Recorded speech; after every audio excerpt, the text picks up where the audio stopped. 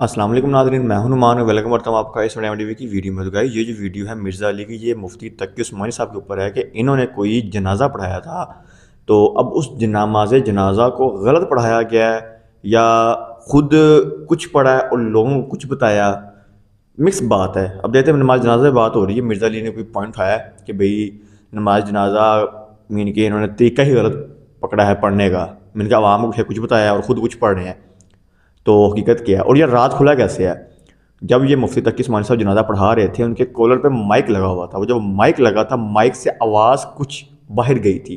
اب وہ آواز کس چیز کی تھی، کون سی آیت پڑھ لی یا کچھ اور پڑھا تھا، کیا حقیقت ہے جس کی وجہ سے لوگوں کو پتہ لگا یہ جنازہ کا طریقہ غلط ہے، وہ غلط ہے بھی یا نہیں؟ یہ ویڈیو دیکھتے ہیں، پھر فیصلہ آپ نے خود کرنا ہے کہ صحیح کیا اور غلط کیا ہے۔ تو اگر ویڈیو پسند آئے اس کو لائک کرنا، کمنٹ کرنا، میرے چینل کو سبسکرائب ضرور کریں۔ چلیں ویڈیو کی طرف۔ مفتی تقی عثمانی صاحب حفظہ اللہ تعالی نے اپنے بڑے بھائی مفتی رفیع عثمانی رحمہ اللہ تعالی کا جنازہ پڑھایا، اور ٹیکنالوجی نے جہاں کہیں پہ بھی اپنے پنجے گاڑے ہیں تو بڑے لوگوں کو ایکسپوز کر دیا ہے، ہر اعتبار سے لوگ ایکسپوز ہوئے ہیں۔ اب وہ ان کی بدقسمتی تھی یا اس عوام کی خوش قسمتی تھی کہ وہ کالر مائک بالکل قریب لگا ہوا تھا، پڑھ رہے وہ سرن تھے، لیکن سورۃ الفاتحہ پڑھتے ہوئے آواز باہر آ گئی، بس اس کی وجہ سے پھر ادھم مچ گیا۔ این ممکن ہے انہوں نے جان بوجھ کے خود تھوڑا سا اونچا پڑھا ہو، لیکن وہ اونچا پڑھنے کی ضرورت نہیں ہے، وہ پڑھ رہے ویسے سرگوشی میں تھے، لیکن وہ آواز باہر آئی، اور جو فرقہ باز ہوتے ہیں ان کے تو کان فوراً کھڑے ہو جاتے ہیں کہ یہ کیا ہو رہا ہے۔ اور اس کے بعد دو طبقات بن گئے، ایک وہ گروہ تھا جو ان کے حق میں بول پڑا، لیکن وہ بولا بھی فرقہ واریت کے انڈر کہ جی یہ جو سورہ فاتحہ پڑھی ہے انہوں نے، یہ ہمارے نزدیک بھی جائز ہے، لیکن ثنا کے طور پر، قرآن کے طور پر نہیں، کیونکہ ہم نے تو ہر وہ بات کرنی ہے جو اللہ کے محبوب صلی اللہ علیہ وآلہ وسلم کی تعلیمات کے اپوزٹ ہو۔ تو ہم یہ کیسے مان لیں کہ سورہ فاتحہ نماز جنازہ میں پڑھی جائے؟ تو وہ ثنا کے طور پر، تعریفی کلمات کے طور پر پڑھی ہے۔ کچھ نے کہا جی وہ دعا کے طور پر پڑھی جا سکتی ہے، بھئی دعا کے طور پہ پڑھی جائے گی تو پھر تو تیسری تکبیر کے بعد پڑھی جائے گی، وہ تو پہلی تکبیر کے بعد پڑھ رہے تھے۔ اور جو صحیح سچے کٹر ٹھیٹھ حنفی، جس طرح وہ ہمارے مفتی سعید صاحب فرماتے ہیں، وہ تھے نا، وہ بالکل انہوں نے دلیری سے کہا کہ یہ کہاں کا شیخ الاسلام ہے، اس کو نہیں پتا 1400 سال سے ہمارا جو ایک مذہب چلتا آ رہا ہے اس کے خلاف اس نے ایک ایکٹیویٹی پرفارم کر دی۔ سرکار 1400 سال نہیں، نا یہ 1100-1200 سال، جو بخاری مسلم میں حدیث ہے سب سے بہتر زمانہ میرا، پھر میرے صحابہ کا، پھر تابعین کا، پھر تبع تابعین کا، اس کے بعد جھوٹے لوگ پیدا ہوں گے، امانت میں خیانت کریں گے اور موٹاپے کو پسند کریں گے۔ یہ اس زمانے کی آپ کی بنائی ہوئی فکر ہے۔ امام ابو حنیفہ رحمہ اللہ تعالیٰ کو ہم کوئی کنڈیم نہیں کرتے اس حوالے سے، ان کے پاس جتنے لمیٹڈ ریسورسز تھے انہوں نے بیسٹ پرفارم کیا۔ ان کا یہ کہہ دینا ہی کافی ہے کہ ہماری کوئی بات بھی قرآن و سنت کے، ایون صحابہ کے اقوال کے خلاف ہو تو اسے چھوڑ دو۔ حجت اللہ البالغہ میں شاہ ولی اللہ دہلوی، جنہیں بریلوی، دیوبندی، اہل حدیث تینوں 12ویں صدی کا مجدد مانتے ہیں، صرف عجم میں نہیں، عرب کے لوگ بھی انہیں بڑی قدر کی نگاہ سے دیکھتے ہیں اس کتاب کی وجہ سے۔ وہ اردو میں ٹرانسلیٹ ہو چکی ہے، لیکن ہمارے درس نظامی کے کورس کے اندر اس کے نوٹس پڑھائے جاتے ہیں۔ میں بلیو ایریا کی مسجد میں آج سے آلموسٹ 14 سال پرانی میں بات کر رہا ہوں، دیوبندیوں کی ایک مسجد میں بیٹھا ہوا تھا، تو وہاں مفتی صاحب سے ایک ڈسکشن شروع ہوئی، تو میں نے انہیں کہا کہ حجت اللہ البالغہ میں تو شاہ ولی اللہ دہلوی نے تقلید کو اس امت کی خرابی کی سب سے بڑی وجہ بتایا ہے، اور انہوں نے تو کنڈیم کیا ہے اندھی تقلید کو۔ وہ کہتے ہیں کہ قرآن و سنت کے دلائل کے اندر اندر آپ نے کسی کی بات ماننی ہے، اور انہوں نے تو ائمہ اربعہ کے اقوال نقل کیے ہیں۔ وہ بندہ انکاری ہو گیا، وہ کہتا ہے میں نے پڑھی ہوئی ہے۔ میں نے کہا آپ نے پڑھی نہیں ہوگی، آپ نے صرف نوٹس پڑھے ہوں گے، لے کے آئے حجت اللہ البالغہ، میں آپ کو نکال کے دیتا ہوں۔ خیر وہ اٹھے نہیں پھر وہاں سے لینے کے لیے، کیونکہ انہیں اندازہ ہو گیا کہ ہمارے ساتھ کام ہمارے بڑوں نے ڈالا ہوا ہے۔ یہ ان لوگوں کا حال ہے۔ تو شاہ ولی اللہ دہلوی نے ایک چیپٹر اس میں یہ بھی باندھا ہے کہ امام شافعی رحمۃ اللہ علیہ نے جب فقہ حنفی کو اور فقہ مالکیہ کو دقت نظر سے پڑھنا شروع کیا تو انہیں اندازہ ہو گیا کہ اس کے اندر تو کئی ایک چیزیں ہیں جو صراحتاً مرفوع احادیث کے خلاف ہیں۔ پھر انہوں نے اس کی کھوج لگائی کہ یہ ٹوٹی کمند کہاں، تو انہیں اندازہ ہوا کہ امام مالک اور امام حنیفہ ان کے اندر ایک کمزوری تھی کہ وہ تابعین کے اقوال سے بھی حجت پکڑتے تھے.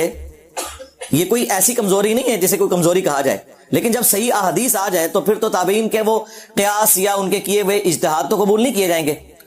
تو پھر انہوں نے اس کی ریمیڈی کی.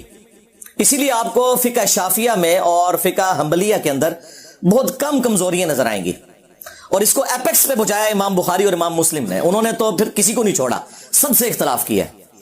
اور اسی وجہ سے شاہ ولی اللہ دہلوی نے اس میں یہ بھی سجیسٹ کیا کہ میری رائے یہ ہے کہ اب جب کہ ہمارے پاس احادیث کا خزانہ آ چکا ہے, ہمیں چاہیے کہ ہم ان سارے فقہاء کرام کی تعلیمات کو جوڑ کر احادیث کی روشنی میں دیکھیں اور ایک نئی فقہ مرتب کریں, جس میں جو مسئلے امام حنیفہ کے درست ہیں وہ لے لیے جائیں, جو امام شافعی کے درست ہیں وہ لے لیے جائیں. سرکار یہی بات تو ہم کر رہے ہیں, اور شاہ ولی اللہ دہلوی لکھ کے گئے ہیں, لیکن سرکار شاہ ولی اللہ وائرل نہیں ہوئے تھے نا, انجینئر صاحب وائرل ہو گئے ہیں. مسئلہ یہ ہے کہ ایک سیکیورٹی گارڈ بھی انجینئر صاحب کی ویڈیو دیکھ رہا ہے, ایک جنرل بھی ویڈیو دیکھ رہا ہے, ایک سپریم کورٹ کا جج بھی دیکھ رہا ہے, ایک ریڑی بان بھی دیکھ رہا ہے, ایک ڈاکٹر بھی دیکھ رہا ہے, ایک انجینئر بھی دیکھ رہا ہے.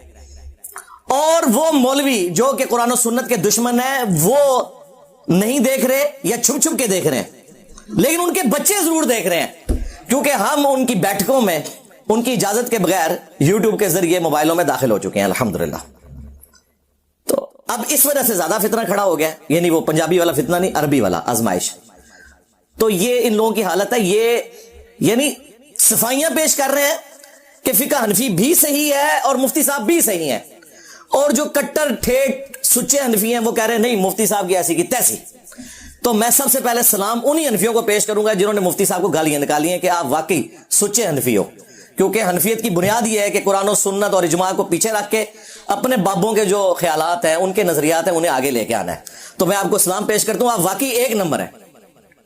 اور جو دوسرے مفتی صاحب کا دفاع کر رہے ہیں, میں انہیں دعوت توبہ پیش کرتا ہوں کہ یا تو وہ اپنی اس فقہ کو چھوڑیں, یہ دو کشتیوں کے مسافر نہ بنے کہ بیک وقت دونوں چیزوں کو پیرلل میں آپ لے کے چل رہے ہیں. مان لے کے غلطی ہوئی ہے. ویسے تو بڑے فخریہ کہتے ہیں کہ جی وہ تو ائمہ کرام کے اقوال ہے کہ ہماری کوئی بات بھی قرآن و سنت کے خلاف ہو تو اسے چھوڑ دو, دیکھو ہم اندھی تقلید نہیں کرتے, اور فخریہ یہ بات بتاتے ہیں. لیکن پریکٹیکلی کوئی ایک بات انہیں بتا کے بتائیں, اور دیکھیں ان کے چہرے بتائیں گے کہ ان کے اوپر کیسی ناگواری آئے گی. قرآن و سنت کی دشمنی ان کی گھٹی کے اندر آ چکی ہوئی ہے. یعنی یہ کوئی جان بوجھ کے نہیں ہے, انجانے میں. شیطان بھی ظاہر ہے اسی طریقے سے داخل ہوا ہے. اب وہ ان کے اندر حمیت, اتخذوا احبارهم ورهبانهم اربابا من دون اللہ, یہود و نصارہ نے اپنے علماء کو اور اپنے صوفیوں جوگیوں کو رب مان لیا ہوا تھا اللہ کے مقابلے پر. اب اس آیت مبارکہ کی شرح میں ایک حدیث ہے, اس کی صحت پہ اختلاف ہے, لیکن شیخ البانی اس کو حسن درجے میں مانتے ہیں. جامعہ ترمذی میں ہے, مسند احمد کے اندر موجود ہے, اور شاہ ولی اللہ دہلوی نے بھی تقلید کے رد میں اس حدیث کو حجت اللہ البالغہ میں نقل کیا ہے کہ حاتم طائی جو تھے مشہور عرب کے ایک سخی, ان کے بیٹے مسلمان ہو گئے, عدی ابن حاتم. وہ نبی اسلام کے پاس حاضر ہوئے اور کہا کہ یا رسول اللہ قرآن میں ایک آیت ایسی ہے جو مجھے کھٹکتی ہے, میں چاہ رہا ہوں میں آپ سے اس کا فہم سمجھ لوں. یہ جو سورہ توبہ کی آیت نمبر 31, اتخذوا احبارهم ورهبانهم اربابا من دون اللہ, کہ یہود و نصارہ نے اللہ کے مقابلے پر اپنے مولویوں کو, صوفیوں کو, جوگیوں کو, بزرگوں کو, بزرگان دین کو, علماء کرام کو, علماء کرام کو, کرائم انگلش والا علماء سو کے لیے وہ بھی درست ہے اپنی جگہ, یہ جو رب مان لیا ہوا تھا. تو ہم تو خود عیسائی رہے, ہم نے تو کبھی عبادت نہیں کی اپنے علماء کی. تو نبی علیہ السلام نے فرمایا کہ کیا تم اپنے علماء اور صوفیوں, رہبان, ان جوگیوں کے کہنے کے اوپر اللہ کی طرف سے جو چیز حلال تھی ان کے کہنے پہ اسے حرام, اور جو اللہ نے حرام کی تھی ان کے کہنے پہ اسے حلال نہیں مان لیا کرتے تھے؟ ان کا یا رسول اللہ ایسے ہی تھا. تو فرمایا یہی تو رب بنانا ہے, کیونکہ شریعت کا کسٹوڈین اللہ ہے, وہ ڈیسائیڈ کرے گا کہ رب ماننا ہے ان کو. نہیں جی, نبی علیہ السلام نے آپ کا ایک مسئلہ حل کر دیا. جو میرے اوپر بڑی تہمت لگاتے ہیں نا, یہ کہتا ہے جی وہ ڈائریکٹ دیکھیں کہ قرآن و سنت میں کیا ہے, بزرگان دین سے اور علماء سے پوچھ کے نہ چلیں. تو نبی علیہ السلام نے تو کہا کہ یہ جو پوچھ کے چل رہے ہو نا, دیکھ لو کہ یہ جو پوچھ کے چل رہے ہو وہ صحیح بات بتا رہے ہیں یا اللہ کی وحی کے خلاف بتا رہے ہیں. تبھی کہا نا کہ تم اپنے علماء کی باتوں کو اللہ کی شریعت کے خلاف مان لیا کرتے تھے. تو اس کا مطلب ہے کہ ہر بندے نے دیکھنا ہے کہ یہ مولوی کوڑ پہ مار رہا ہے یا سچ پہ کہندا ہے, یہی مطلب ہوا نا. وہاں تو کسی نے نہیں کہا کہ جی ہم تو ناقص العقل ہیں، ہم جاہل ہیں، ہم کیسے دیکھ سکتے ہیں کہ قرآن و سنت میں کیا لکھا ہوا ہے یا رسول اللہ، یہ تو علماء کا کام ہے نا۔ تو دیکھ لیں، اس سے یہ بھی رزلٹ نکلتا ہے۔ اور ڈگری ان کی، اس کی اوقات یہ ہے کہ بریلوی دیوبندیوں کو جاہل کہتے ہیں، دیوبندی بریلویوں کے علماء کو جاہل کہتے ہیں، سنی شیعہ کے، شیعہ سنی کے، یہ ٹوٹل اوقات ہے ان کی ڈگریوں کی۔ اور ہماری ڈگری صحیح بخاری میں بلغوا عنی ولو آیا، پہنچا دو میری طرف سے خواہ ایک آیت ہی آتی ہو۔ یہ نبی علیہ السلام نے ہماری ذمہ داری لگائی ہے۔ خیر یہ ایک ٹاپک الگ سے ہے، میں اس طرف واپس آتا ہوں۔ جو تقی عثمانی صاحب نے نماز جنازہ میں سورہ فاتحہ پڑھی، تو یہ انہوں نے کوئی خلاف سنت کام نہیں کیا، صحیح طریقہ یہی ہے۔ صحیح بخاری میں حدیث ہے، حضرت عبداللہ ابن عباس رضی اللہ تعالی عنہما نے جنازے میں سورہ فاتحہ پڑھی اور تھوڑی بلند آواز سے پڑھی۔ سنن نسائی میں یہ الفاظ موجود ہیں کہ انہوں نے جہرن پڑھی، اور بعد میں انہوں نے جو مقتدی تھے انہیں بتایا کہ یہ میں نے اس لیے بلند آواز سے پڑھی ہے تاکہ تمہیں میں بتاؤں کہ جنازے میں سورہ فاتحہ پڑھنا سنت ہے، یعنی نبی علیہ السلام کا طریقہ ہے۔ یہ سنت وہ نہیں جو یہ مولویوں نے بنائی ہوئی ہے کہ رفع دین سنت ہے کہ فرض ہے، نہیں۔ صحابہ کرام کے زمانے میں یہ والی چلاکیاں نہیں ہوتی تھیں جو یہ کرتے ہیں۔ سنت یعنی رسول اللہ کا طریقہ صلی اللہ علیہ وآلہ وسلم۔ فجر کی نماز پڑھنا بھی سنت ہے، ظہر کے 4 فرض پڑھنا بھی سنت ہے۔ سنت مانا طریقوں۔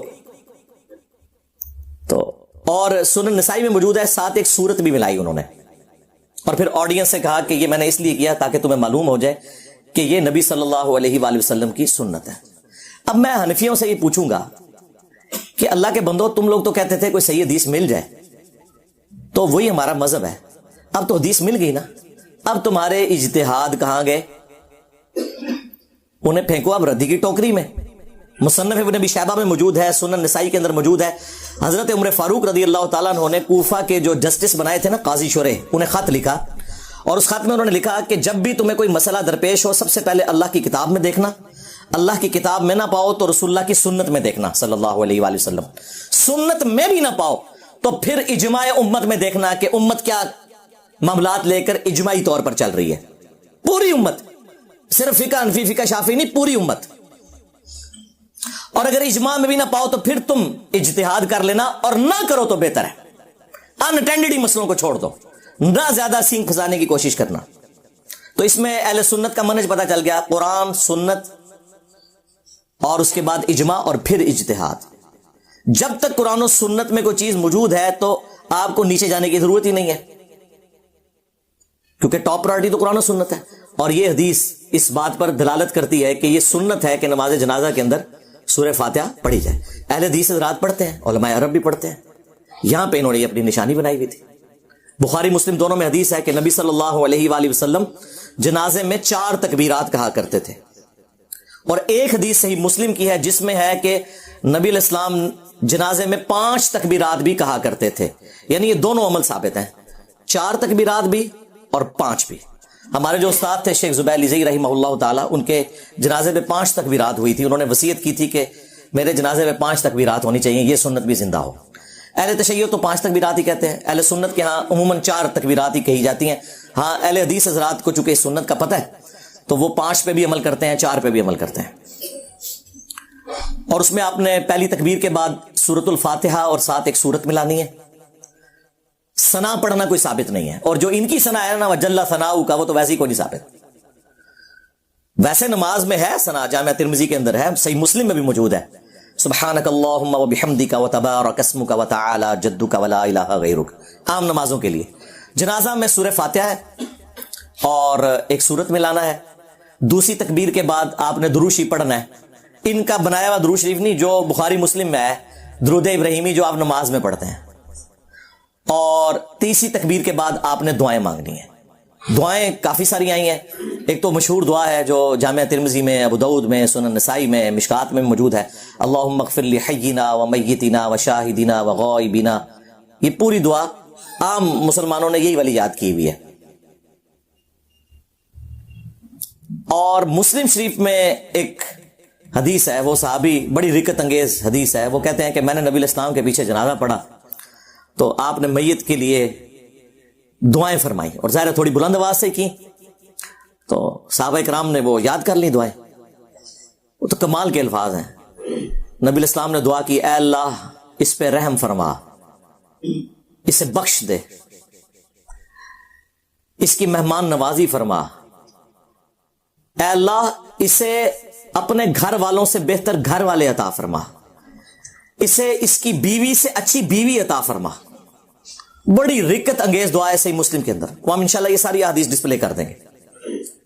وہ صحابی کہتے ہیں جب وہ میں نے دعائیں سنی نا تو میں نے تمنا کی کہ کاش آج اس میت کی جگہ میری میت رکھی ہوتی اور اللہ کے نبی مجھ پہ یہ دعائیں پڑھ رہے ہوتے صلی اللہ علیہ وآلہ وسلم. صلو علی محمد وآل محمد, اللہم صلی علی محمد وعلی آل محمد.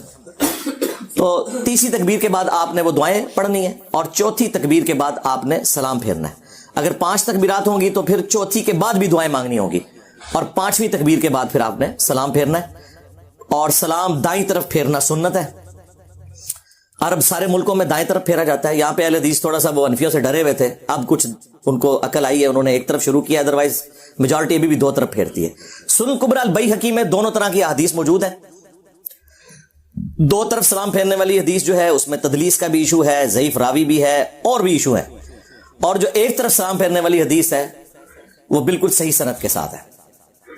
بلکہ مصنف ابن ابی شیبہ میں ابراہیم نخعی کا قول ہے جس کے اوپر پوری فقہ حنفی کھڑی ہوئی ہے, کیونکہ وہ کہتے ہیں کہ امام حنیفہ جو ہیں وہ ان کے پوتا شاگرد ہیں, ان کی مسند پہ آ کے بیٹھے ہیں. وہ کہتے ہیں سجدہ سہو میں بھی ایک سلام ہے اور جنازے میں بھی. اچھا, وہ پہلی بات پہ تو حنفی عمل کر رہے ہیں. سجدہ سہو کے تو 5 طریقے ثابت ہیں, جس طریقے سے حنفی کرتے ہیں وہ بھی ثابت ہے, تابعین سے ہم اسے غلط نہیں کہتے. لیکن جہاں سے وہ لے رہے ہیں اس میں موجود ہے کہ سہو میں ایک سلام ہے, یعنی تشہد پڑھنے کے بعد ایک سلام پھیرنا ہے آپ نے, اور پھر 2 سجدے کرنے ہیں. جو بعد میں آپ 2 سلام پھیرتے ہیں وہ تو نماز مکمل کرنے کے ہوتے ہیں. اور جنازے میں بھی ایک سلام ہے. اچھا, آدھی انہوں نے بات لی ہوئی ہے کہ وہ سجدہ صاحب اس طریقے پہ کرتے ہیں لیکن نماز جنازہ میں 2 طرف سلام پھیرتے ہیں. تو پوری آپ روایت لیں. اگر کوئی 2 طرف بھی پھیر لیتا ہے ہم اس کے اوپر فتویٰ نہیں لگاتے, تابعین سے ثابت ہے. البتہ نبی علیہ السلام کا جو سنت طریقہ ہے وہ دائیں طرف ایک طرف سلام پھیرنا ہے. یعنی یہ عام نماز اور نماز جنازہ میں جو فرق ہے ان میں سے ایک فرق یہ بھی ہے. عرب ملکوں میں, سعودی عرب میں آپ میں سے اکثر لوگ حج عمرے کے لیے بھی گئے ہوں گے, ہر نماز کے بعد وہاں پہ جنازے ہوتے ہیں اجتماعی, اور ایک طرف بھی سلام پھیرتے ہیں اور سرن پڑھاتے ہیں. نبی علیہ السلام سے جہرن بھی نماز جنازہ ثابت ہے, لیکن آپ کا جو عمومی عمل ہے وہ سرن ہی ہے. سنن نسائی میں موجود ہے کہ نبی علیہ السلام سرن نماز جنازہ پڑھایا کرتے تھے, جس طرح ظہر اور عصر کی نماز پڑھائی جاتی ہے نا اس طرح. لیکن آپ جہرن بھی بعض اوقات پڑھاتے تھے. وہ تعلیم کے طور پہ بھی ہوتا تھا اور جواز کے طور پر بھی, دونوں طریقے سے ثابت ہے. جس طرح اہل حدیث تو عموماً ایک طریقے کو فالو کرتے ہیں, حنفی بھی خاص ایک ہی طریقے کو فالو کرتے ہیں. دونوں طریقے درست ہیں. اہل حدیث کے پیچھے آپ جنازہ پڑھیں تو آپ کو لگتا ہے آپ جنازہ پڑھ کے نکلیں, اور دیوبندی اور بریلوی علماء جنازہ ان کا ہوتا ہے تقریباً 40 سیکنڈ کا, اور اس کے بعد 5 منٹ کی دعا ہو رہی ہوتی ہے. بریلوی دعا کرواتے ہیں, دیوبندی اعلانات کرتے رہتے ہیں کہ جی 3 دن بعد یہ ہوگا اور 5ویں دن یہ ہوگا اور فلاں چیز یہ ہوگی. حالانکہ سنت یہ ہے کہ آپ نے جنازے کے بعد دعا نہیں کرنی بلکہ میت کو قبرستان لے کے جانا ہے, اور سنن ابی داؤد میں موجود ہے کہ دفنانے کے بعد اس کی قبر پہ کھڑے ہو کر اس کے لیے دعا کرنی ہے. نبی اسلام نے فرمایا کہ اب اسے آزمایا جائے گا, اس سے سوالات پوچھے جائیں گے, تم اپنے بھائی کی قبر کے سوالوں کی استقامت کے لیے دعا کرو. وہاں پہ سنت ہے. اور وہ صحیح مسلم میں حضرت عمر بن عاص کی وہ رکت انگیز حدیث بھی موجود ہے جس میں انہوں نے اینڈ پہ وصیت کی تھی کہ جب میں مر جاؤں تو میری قبر پہ اتنی دیر بیٹھے رہنا جتنی دیر ایک اونٹ کو نہر کر کے اس کا گوشت تقسیم کیا جاتا ہے, تاکہ میں اپنی قبر سے مانوس ہوں اور اللہ کے آئے ہوئے مہمانوں کو جوابات دے سکوں. یعنی 2-2.5 گھنٹے قبر پہ بیٹھنا دفنانے کے بعد, یہ بھی سنت ہے. ظاہر سنت صحابہ کرام سے کوئی چیز ثابت ہو جائے گی تو وہ سنت اور دین کی کیٹیگری میں فال کرے گی, تو وہ دعا وہاں پہ آپ نے جا کے کرنی ہے. تو یہ نماز جنازہ کے بارے میں عموماً کہ ایک متس مشہور ہے, اس لیے میں نے اس کو کلیئر کر دیا. اسی طریقے سے حنفیوں میں آپ دیکھیں گے وہ انہوں نے ایک چیز پکی پکڑی ہوئی ہے کہ نماز جنازہ صرف جنازہ گاہ میں ہوگا یا گراؤنڈ میں ہوگا, مسجد میں نہیں وہ پڑھنے دیتے. ایون کئی مسجدیں ہیں نا تو مسجد کے باہر وہ میت رکھ کے نا نماز جنازہ پڑھ رہے ہوتے ہیں, مسجد کے اندر نہیں پڑھتے. یہ ٹھیک ہے کہ آپ علیہ السلام کی عمومی سنت اور افضل عمل یہی ہے کہ آپ نے جنازہ گاہ یا عیدگاہ میں پڑھنی ہے نماز جنازہ, بخاری مسلم میں احادیث ہے. لیکن سرکار مسلم شریف میں ایک حدیث موجود ہے کہ سعد ابن ابی وقاص جب فوت ہوئے, فاتح ایران المتوفا 56 ہجری, جو قادسیہ میں حضرت عمر نے جنہیں امیر لشکر بنا کے بھیجا تھا, اور یہ آخر میں فوت ہونے والے بدری اصحاب میں سے ہیں. یہ حضرت معاویہ رضی اللہ تعالیٰ عنہ کے دور میں فوت ہوئے. ان کے بعد دنیا میں کوئی بدری صحابی زندہ نہ رہا. بہرحال جب وہ فوت ہوئے تو سیدہ عائشہ نے صحابہ کرام سے کہا کہ سعد کی میت لا کے میرے حجرے کے باہر رکھو. اب حجرہ ایڈجسٹنٹ تھا مسجد نبی شریف کے, تو میت مسجد میں رکھنی پڑ رہی تھی. اور اما عائشہ نے کہا کہ میں نے اس کا جنازہ پڑھنا ہے تو یہاں لا کے اسے رکھو میت کو. تو بعض لوگوں نے اسے معیوب سمجھا, تو سیدہ عائشہ نے کہا کہ مجھے حیرانگی ہو رہی ہے کہ کوئی زیادہ عرصہ نہیں گزرا, نبی علیہ السلام اسی مسجد میں نماز جنازہ پڑھا کرتے تھے. آپ نے بدری اصحاب کا نماز جنازہ اس کے اندر پڑھا ہے, اور تم میں بعض لوگ اسے معیوب سمجھ رہے ہیں. اچھا, اس حدیث سے دو رزلٹ نکلے. ایک تو یہ کہ عورت بھی نماز جنازہ پڑھ سکتی ہے. عموماً جو یہ عورتوں کی ممانعت کی جاتی ہے نا, وہ بے صبری کی وجہ سے. نماز جنازہ کے ساتھ نہیں وہ جائیں گی, لیکن جنازہ پڑھ سکتی ہیں. عرب میں تو پڑھتی ہیں جس طرح نماز پڑھتی ہیں مسجد میں. اور دوسرا یہ بھی ثابت ہوا کہ مسجد میں بھی نماز جنازہ درست بلکہ سنت ہے. اور تیسری ایک اور بات بھی ثابت ہوئی کہ جو کیڑے نکالنے والے ہیں نا, اور قرآن و سنت کو کم فہمی کی وجہ سے اگنور کرنے والے ہیں, وہ اس زمانے میں بھی موجود تھے. ظاہر ہے وہ بریلوی جو بندی تو نہیں تھے نا جو مخالفت کر رہے تھے. ہاں, ظاہر ہے نیو مسلم ہوں گے, انہیں ان چیزوں کا اتنا آئیڈیا نہیں ہوگا. اور اما عائشہ نے ان کی سلام اللہ علیہا اصلاح فرمائی. تو یہ ساری چیزیں بھی ساتھ میں اس لیے کلیئر کر رہا ہوں تاکہ آپ کو یہ جو متس مشہور ہوئی ہیں نا عجیب و غریب قسم کی عوام الناس کے اندر, وہ آپ کو کلیئر ہو کہ یہ قرآن و سنت کی تعلیمات بالکل اس حوالے سے واضح ہیں کہ آپ نے سنت طریقے پہ کس طریقے سے نماز جنازہ کو ادا کرنا ہے. باقی نبی صلی اللہ علیہ وآلہ وسلم کے بارے میں بھی, اور عبداللہ ابن عمر سے بھی آتا ہے المصنف ابن ابی شیبہ میں, المصنف عبد الرزاق کے اندر, کہ وہ ہر تکبیر کے اوپر رفع الیدین بھی کرتے تھے. یعنی آپ نے جتنی تکبیرات کہنی ہے نا, تو اللہ اکبر کے ساتھ آپ نے ہاتھوں کو بھی بلند کرنا ہے. نماز جنازہ ہو, نماز عیدین ہو, قیام کی حالت میں جب بھی تکبیر کہی جائے گی نا, تو آپ نے رفع الیدین کرنا ہے. یہ اصولی حدیث سنن نبی داؤد کے اندر موجود ہے کہ نبی علیہ السلام رکوع سے پہلے جب بھی تکبیر کہتے تھے نا, تو رفع الیدین کرتے تھے. کوئی بھی تکبیر ہوتی تھی, چاہے وہ عیدین کی ہو, چاہے وہ جنازہ کی ہو, ایون وطر کی دعا سے پہلے بھی اگر آپ تکبیر کہیں تو آپ رفع الیدین کریں اور اس کے بعد دعائے قنوت پڑھیں. تو یہ سنت ہے. اس کے بعد آپ کی مرضی ہے, آپ نے ہاتھ باندھ کے نماز جنازہ پڑھنا یا ہاتھ کھول کے. وہ عام نماز میں بھی دونوں طریقے سے سنت ہے. میری اس کے اوپر کئی ایک ویڈیوز ریکارڈڈ ہیں, وہ آپ دیکھ سکتے ہیں. باقی فقہ حنفی والوں کو ہم ریکویسٹ کریں گے کہ آپ ذرا اپنے بابا جی, جنہیں سارے بابا مانتے ہیں, شاہ ولی اللہ دہلوی, ان کی کتاب حجت اللہ البالغہ پڑھ کے تو دیکھیں. انہوں نے تقلید کے بارے میں جو طبیعت آپ لوگوں کی صاف کی ہوئی ہے نا, انہوں نے کہا کہ امت کی گمراہی کی سب سے بڑی وجہ یہ اندھی تقلید ہے. ہاں, انہوں نے کہا کہ واجب ہے لوگوں کے اوپر کہ جب انہیں سنت پہنچ جائے تو وہ سنت کے مطابق عمل کریں, اپنے امام کے اقوال کو چھوڑ دیں. اور انہوں نے اس میں لکھا ہے جو بخاری اور مسلم سے بغض رکھے وہ سنیت سے خارج ہے. اور اس پہ اجماع ہے کہ بخاری اور مسلم کی تمام متصل الاسناد احادیث قطعی الصحت ہے. ان سے بغض رکھنے والا بدعتی ہے, وہ سنی نہیں ہو سکتا. تو مجھے بتائیں کون بغض رکھ رہا ہے؟ عزتیں اویل کر رہے ہیں قرآن و سنت کے نام کے اوپر, چندے اکٹھے کر رہے ہیں قرآن و سنت کے نام کے اوپر, سواریاں سوار کر رہے ہیں مکے اور مدینے کی آوازیں لگا کے, اور پھینکتے کہاں ہیں دیوبند اور بریلی میں جا کے. اور جو شخص انہیں کہتا ہے کہ بھائی ان بابوں سے دستبردار ہو, اپنی نسبت اس کے ساتھ مضبوط کرو جس کی قبر مدینے میں صلی اللہ علیہ وآلہ وسلم, تو یہ کہتے ہیں کوئی نیا فرقہ لے کے آ گیا. نیا نہیں لے کے آیا سرکار, یہ مرنے سے پہلے اے مسلمان کر لے اس پہ غور. کتابوں کا خدا اور ہے, بابوں کا خدا اور. بابے بھی اسی خدا کو مانتے ہیں, لیکن ان کوالٹیز کے ساتھ نہیں جو وحی کے ذریعے آئی ہیں, بلکہ ان کوالٹیز کے ساتھ جو ان کے بزرگوں نے تعلیم فرمائی ہے. تو دیکھیں سرکار, پھر اللہ نے تو اڑے بلا کیڑی چھڑی ہے. ہاں, جڈی گمراہی سی نا اڈی وڈی بلا چھڑ دیتی ہے. میرے نبی سا ہے ہی کوئی نہیں, تیرے بابے تے شے ہی کوئی نہیں. ٹھیک ہے نا.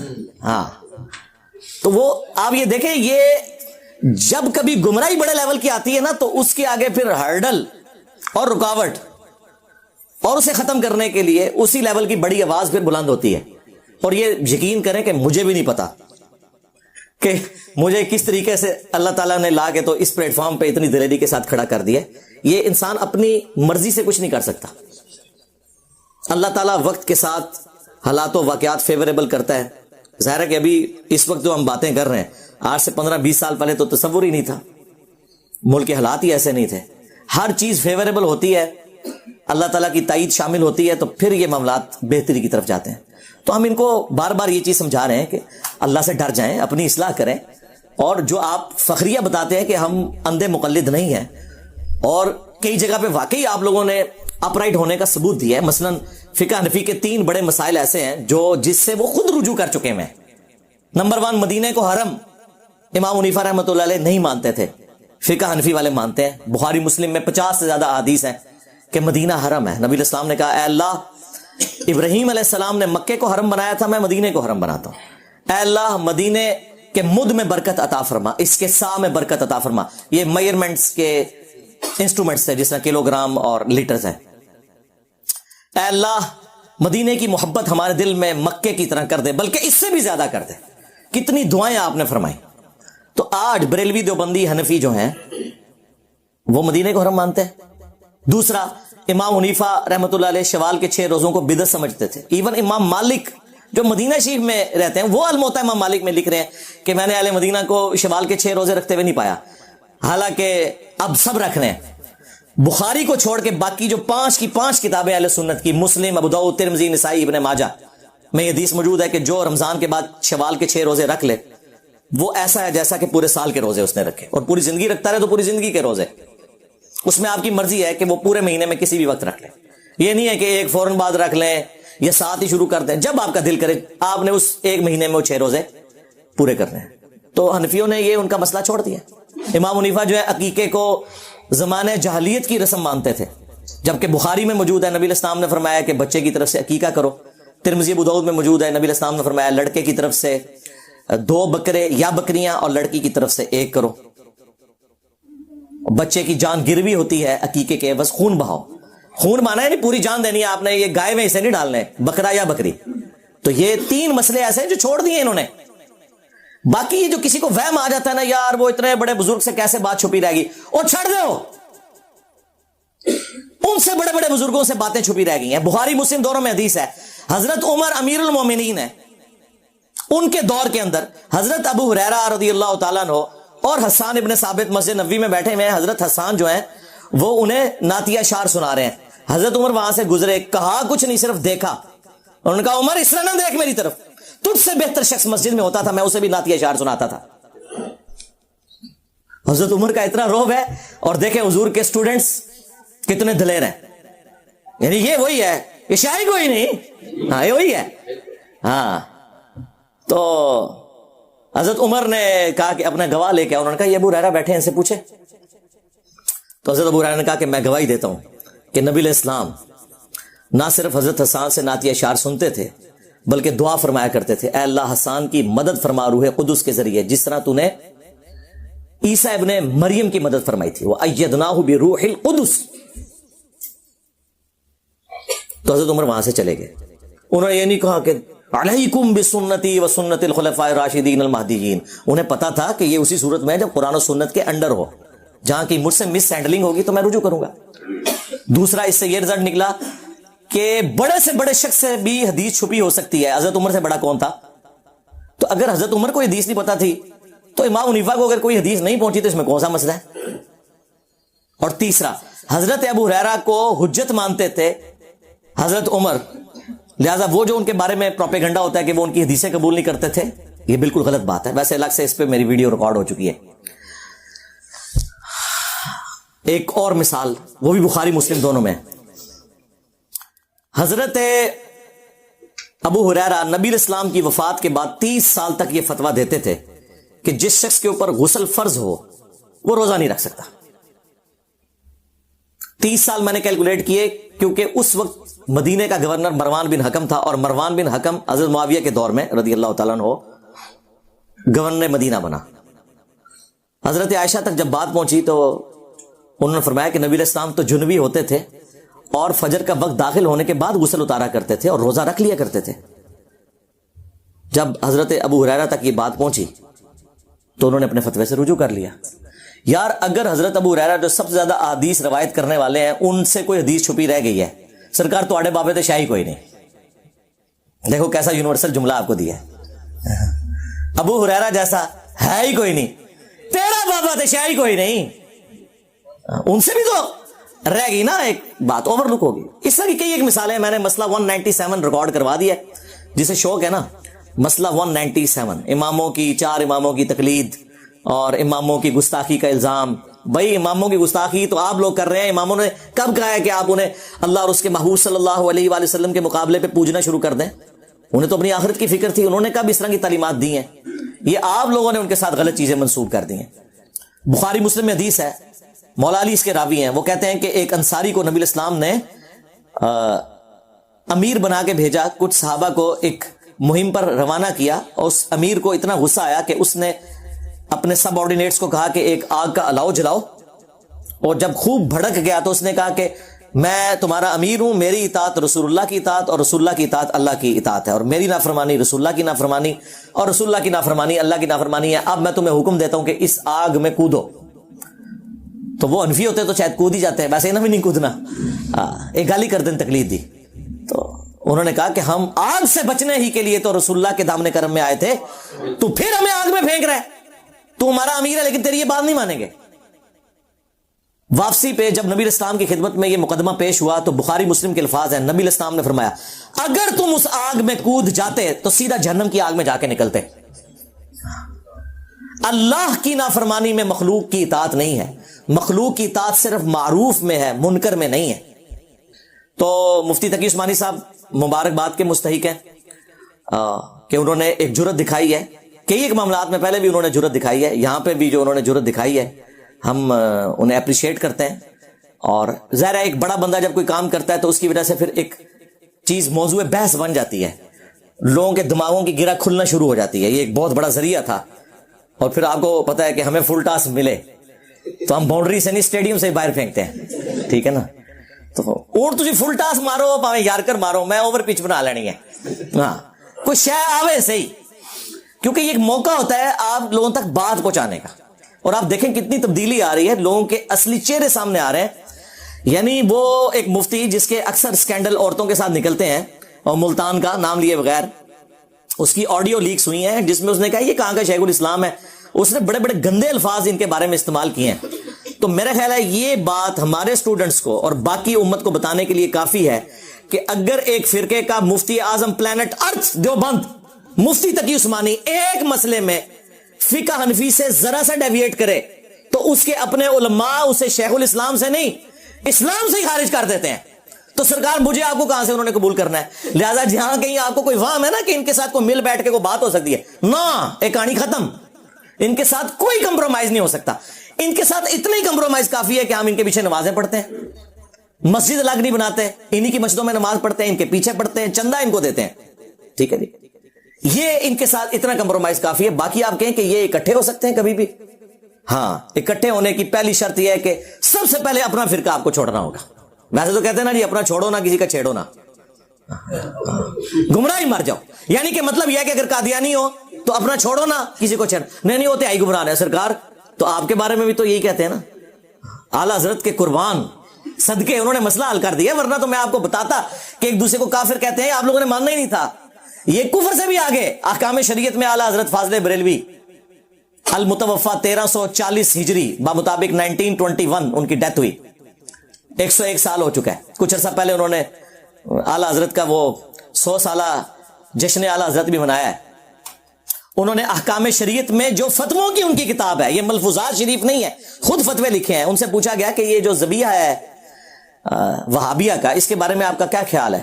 تو انہوں نے کہا رکو ذرا صبر کرو ابھی بتاتا ہوں. انہوں نے کہا تو نے تو وہابیہ کا پوچھا, سن پھر دیکھ آج ہم ہر چیز کھول کھول کے تجھے بیان کریں گے. انہوں نے کہا کہ دیوبندی ہو, اہل حدیث وہابی ہو, رافضی شیعہ ہو, قادیانی ہو, نیچری ہو, نیچری وہ کہتے ہیں یہ جو سر سید احمد خان کے ماننے والے جو نیچر میں بلیو کرنے والے, وہ ساروں کا ذکر کر. انہوں نے کہا یہ 1,00,000 دفعہ بھی اللہ کا نام لیں ذبیحہ مردار ہی رہے گا. یہ سب کے سب مرتد ہیں. مرتد کا مطلب کافر نہیں, اس سے اگلی بات کہ یہ واجب القتل ہے. ویسے اعلیٰ حضرت سے مجھے اختلاف ہے, مرتد تب ہوتے جب یہ بریلوی چھوڑ کے ادھر آتے. مرتد کہاں سے ہوئے ہیں وہ, ان کا اپنا نظریہ ہے. اچھا, البتہ یہود و نصارہ کا ذبیحہ حلال ہے. یعنی اعلیٰ حضرت کے نزدیک یہود و نصارہ, اہل حدیث, دیوبند, شیعہ اور قادیانیوں سے بہتر ہے. یہ اس چکر میں پڑے ہوئے ہیں کہ یہ کوئی اتحاد امت کر لیں گے. بھائی بڑے نکال کے گئے ہوئے ہیں, اور پھر انہوں نے جو حسام الحرمین میں حرمین کی تلوار کے اندر انہوں نے تو لکھا ہے کہ ان کے کفر میں شک کرنے والا بھی کافر ہے علماء دیوبند کے. اور دیوبندیوں نے پھر اپنی روح راضی کی المحند المفند میں انہوں نے لکھا کہ یہ جو احمد بریلوی ان کی جماعت ایک شیطانی لشکر ہے جو ہم پہ حملہ آور ہو گیا. جس طرح کے شیاطین انبیاء پر حملہ آور ہوتے تھے, یہ علماء دیوبند رضی اللہ عنہم پر حملہ آور ہوئے ہیں. 14ویں صدی کے مولویوں رضی اللہ عنہم تو ایک دوسرے کو نکالے بیٹھے ہوئے ہیں. اس لیے ان کے اوپر 4 نہیں 5 تکبیریں پڑے, ایک مجلس میں انہیں 3 طلاقیں دے کے. تو جی آپ نے پوری ویڈیو دیکھی. مرزا علی کی اپنی ذاتی رائے دیں. بھائی مفتی تقی عثمانی صاحب نے جو جنازہ پڑھایا, جس طرح سے پڑھایا, آپ نے کیا وہ کلپ دیکھا کبھی جو وہ مرزا علی بات کر رہے تھے آڈیو کی, کہ آواز باہر آ گئی جنازے میں پڑھتے پڑھتے. تو آپ اس بارے میں کیا رائے رکھتے ہیں کہ صحیح بات کون کر رہا ہے, مرزا علی یا مفتی تقی عثمانی صاحب ہی ٹھیک ہیں, یا مرزا نے جو پوائنٹ اٹھایا ہے اس پوائنٹ میں کوئی دم ہے یا فارغ ہے, کوئی بات چیت اس میں کچھ ملتا بھی ہے, یا خالی بس ویڈیو بنانے کے لیے بات کر دی, یا کچھ واقعی میں اس میں کچھ ہے؟ آپ نے پوری ویڈیو دیکھی, سنی, کمنٹ مینشن کریں آپ کو کیا سمجھ میں آئی یہ ویڈیو دیکھ کے, اور آپ اپنی ذاتی رائے کیا رکھتے ہیں دل میں, کمنٹ مینشن ضرور کریں. تو اگر آپ کو ویڈیو پسند آئی اس کو لائک کرنا, کمنٹ کرنا, میرے چینل کو سبسکرائب ضرور کریں. ملتا ہوں آپ کو اگلے کے لیے. اللہ حافظ.